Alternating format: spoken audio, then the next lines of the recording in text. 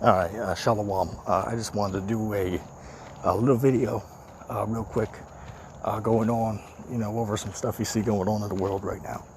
And, I just wanted to speak about this real quick. I was just at Walmart just like 50 minutes ago.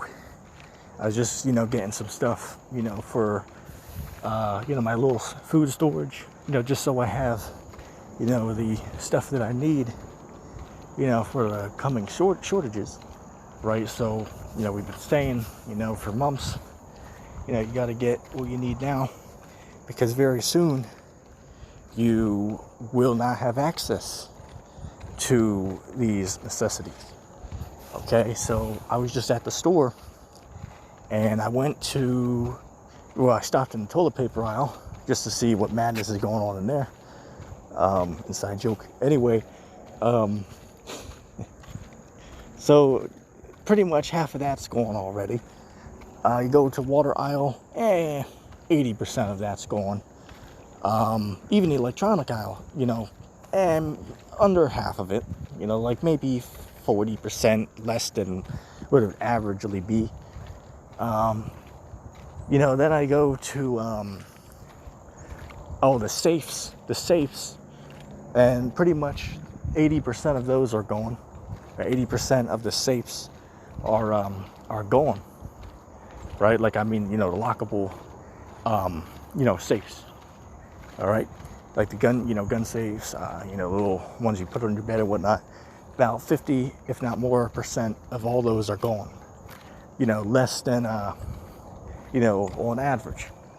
So, what's the word I'm looking for?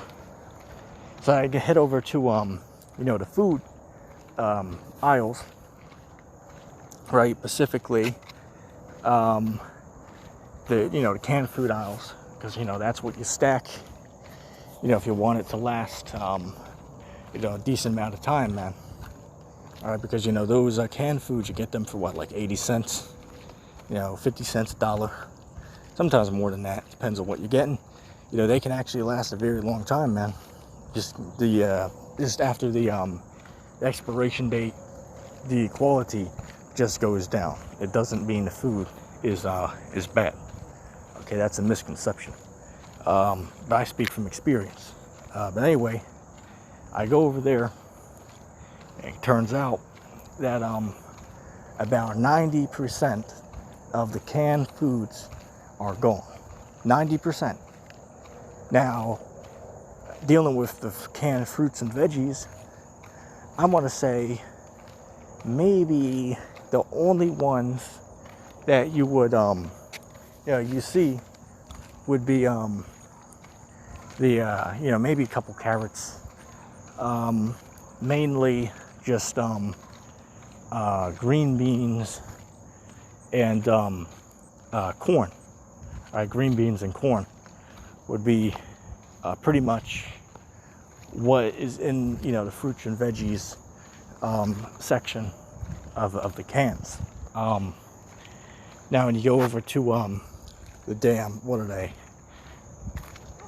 Pescatio, inside joke. What is that guy? Yeah, the Edomite guy on the Chef Boyardee. Yeah, that's what it is. So I went over there, and I want to say, here, hold on a second. I want to say that a good amount, the only amount that was left would be a proper pronunciation. The only amount left would be maybe at most 60 cans out of the whole shelves of, the Boyardees or whatever they're called. Chief Pescatio, inside joke. Inside joke. Anyway, I actually know somebody who ends up looking like that dude. But anyway, I ended up, doing that. I ended up doing that. And, I ended up actually getting lucky, because I actually got they still allow you to purchase, and I guess one could call it in bulk, which basically, you know, dealing with the Walmart would be when you buy the, you know, the whole packaging. Say, for example, we go and you see the canned foods, usually sitting inside of the little cardboard container, you know, holds the cans together. You could buy, you know, a whole pack of them, which is just depends, but usually is either 6 to 12, okay, of the, you know, cans, 6 to 12 cans in a pack on average. So I was able to score, you know, 2 packs of those for roughly, I believe I got 24 cans for like $21 or something like that, which isn't terrible. It equals to less than $1 a can, so they were each 88 cents. So I, you know, able to get those. Just think real quick. So no, yeah, I got those. I was able to pick up, you know, 2 cartons of the damn, you know, peas, you know, damn baby peas. So, you know, I was able to get 2 cartons of those, and pretty much I wiped out the whole aisle just by those 2 boxes, man. And of course, after me, somebody comes and, you know, grabs the rest of them. So now if you go over there, there ain't nothing left for you. All right. But guess what? When I went last week, the whole thing was full. And now when I go this week, we pretty much emptied it. And when I say empty, we only took 2 packs. All right. Which was pretty much all that was left. There's still a couple. Maybe altogether, if you were to round up all the, you know, loose cans sitting around, maybe it would equal up to maybe 2 packs. That, you know, max. So yeah, man, pretty much this is just, why am I making this? Because food shortages are almost here, man. Okay? And what they're going to be doing is very soon, companies like Walmart, where you usually can buy in bulk, or say Sam's Club, or what is it, BJ's, you know, stuff like that, where you can buy stuff in bulk, they're going to start cutting back, man. Okay? Because you're going to have to ration food, just like what happened, you know, in the Great Depression around that area. You'd have to ration what you could sell to certain people. And another example is when there's a hurricane, just like when I was down in damn, you know, Florida, they, you know, usually around the hurricane times, they restrict the amount of water that you're able to buy. You were only allowed to buy 2 cartons for each individual. Okay, so 2 cartons is what you are able to buy, which was, what would that be, like roughly, yeah, like 20 some, maybe 30 individual bottles. Okay, but guess what? Right now, you can actually buy like, what, 6? They ain't gonna say nothing to you. All right, you can buy right now. You can buy, you know, pretty much buy in bulk, without really being, you know, told, hey, you can't have that. You know what I'm saying? Very soon, you know, they'll make it to where you can only buy, you know, certain amounts. Okay? So if you are able to right now, for those who are watching this video, this is the time to go and get what you need. Okay? We can't be waiting, you know, 4 more weeks, 5 more weeks, you know what I'm saying? Even 2 weeks seems like too much, man. Okay, you need to get what you need right now. Okay, because this stuff, these supplies are starting to run very thin, man. Okay, even the damn Dollar Tree is starting to run low.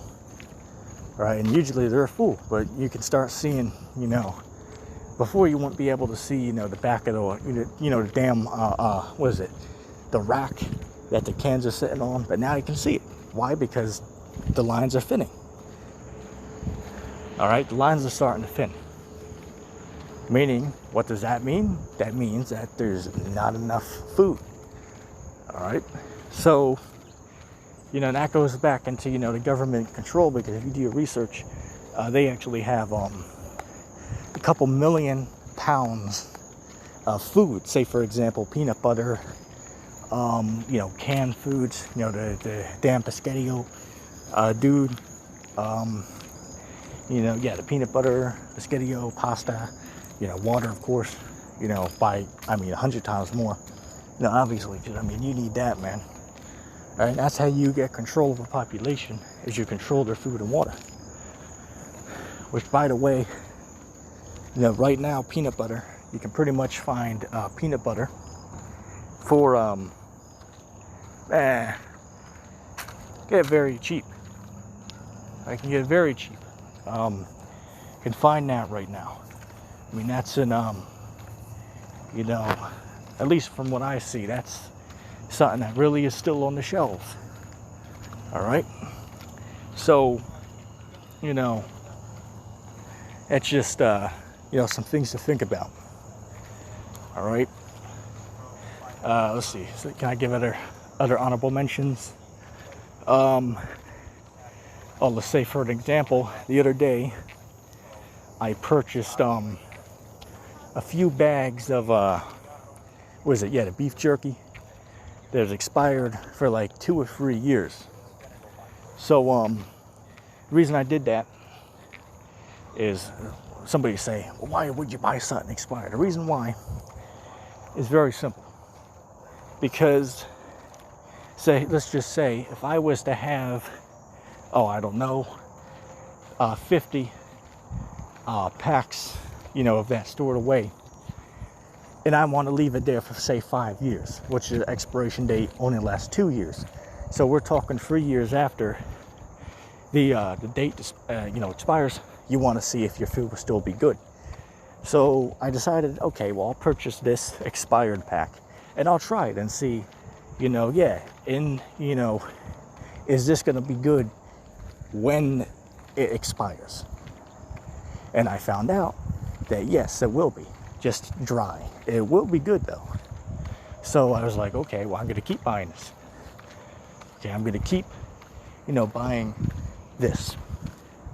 And you know, when you deal with the scriptures, man, the scriptures tell you a wise man foresees the evil and he prepares himself. Just grab some water real quick. I've been talking for, what is it? Yeah, like 13 minutes without a damn drink. Bear with me a second.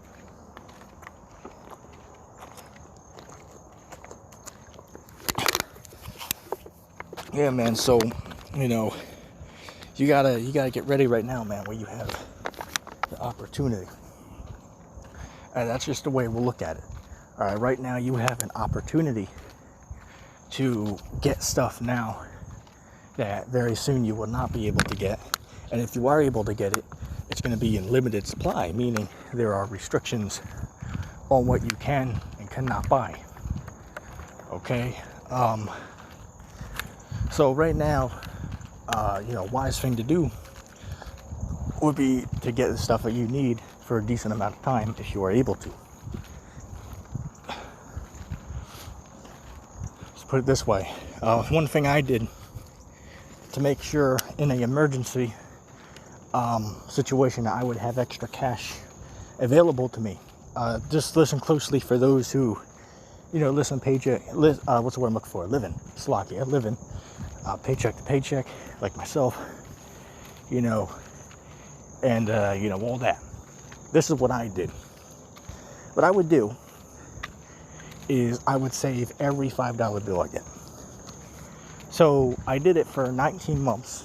Every $5 bill I got, you put that to the side and you don't spend it. So I ended up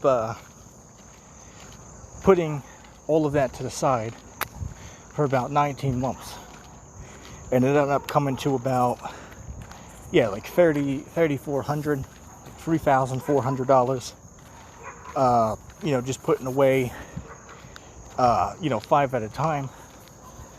You know, it adds up quick. All right, but you got to be consistent with that. Okay, and truly, you know, to be honest with you, you know, when you get into a habit of doing that, it really becomes a addiction, but a healthy you know, addiction, a healthy addiction. Okay, you say, oh well, you know, I got this $5 bill. Should I, you know, buy this, or should I just put it away? And it's an addiction, man. I'm telling you, it is an addiction. However, it's a very healthy and helpful one. Okay, I'm glad that I have it. However, I had to break that addiction because, you know, with the whole Corolla situation, you know, and all this unemployment, you know, going on. Anyway, I had to break it. But guess what? Now I have about $3,500 of emergency funds that otherwise I would not have. And guess what? I actually have a lot more, because one other thing I would do is I would save all of my coins. Wherever I go, I get pocket change. So for 19 months, I saved all my pocket change. Oh, well, not including the, not including the wheat pennies. I don't include those because I keep those, right? Because those are worth more because, you know, the copper in them.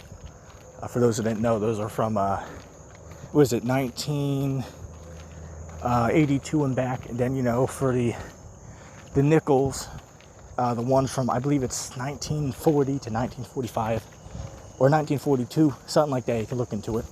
Those have silver inside of them. And, you know, the other ones that have silver are the, the quarter, the dime, and, you know, all of them going back from 1964 on back.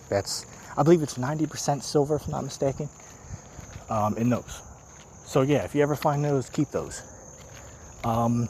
So anyway, I saved all of those coins for 19 months. Instead of, you know, using it to buy something I don't need, like most people do, or just saying, oh, keep change, man, you can keep the change. Don't do that. Save that. Because guess what? I got almost $1,100. In under 2 years, only 19 months of saving all my coins, I got almost $1,100. So I'm looking at $4,500 that I was able to save up in under 2 years for a emergency fund. And keep in mind, I make $8 an hour and I only work 3 days a week. Okay? Well, sometimes 4, you know, it just depends. But I make very little money. We'll just say that. As I said, I'm the kind of guy who will consider myself rich if I had $300. Inside joke. But anyway, you know, I did that, so I have $40-some hundred. Now today I have a little over $3,000 because what I did, I spent $600, $600 to $700 on emergency supplies for, you know, me and my household. Okay, so when this, you know, Corolla virus comes back for round 2, right? Oh, America already got KO'd in the first round, but I mean, round 2 is damn overkill. Inside joke. You're damn, you know. Oh, I'm not even gonna mention that. Anyway, yeah, one thing I did is I invested about 390 into some silver rounds. I got about what is it? 13 1 ounce silver coins for about $390. Now it's very expensive. However, if you know about silver and precious metals, the value goes up over time. So I paid $30 an ounce. Now it was, I want to say maybe $3 over spot. I believe, what do they call it? A premium, if not mistaken. Where basically, you know, you have the spot price of silver, but you also have a premium that is, you know, put on the silver where they can charge more than what it's called. If I'm, you know, saying it, you know, incorrect, y'all can correct me in the comment section down below. But that's what I get from it. So the seller was like, okay, well, you know, yeah, I want to invest in it myself, you know, because they had about, you know, 100 rounds.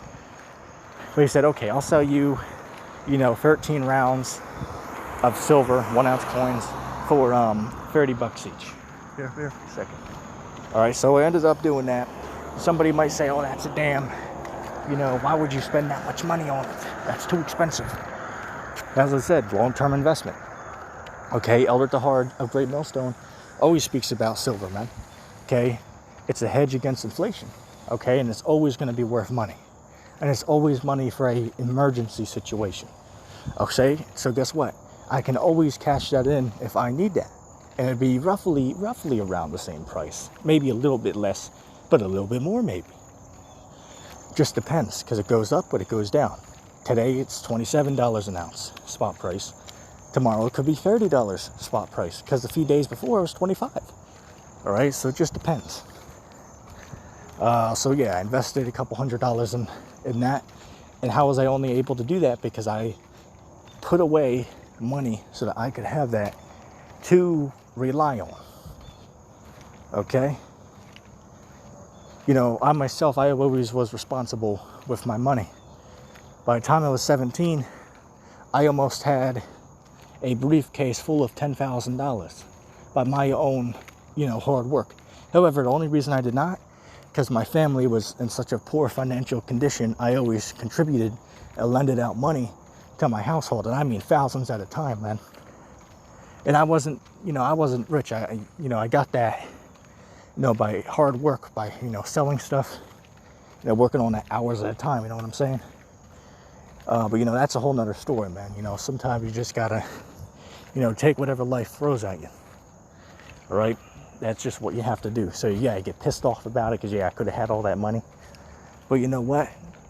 It is what it is, all right? It is what it is, all right? So, you know, I hope this was an edifying video.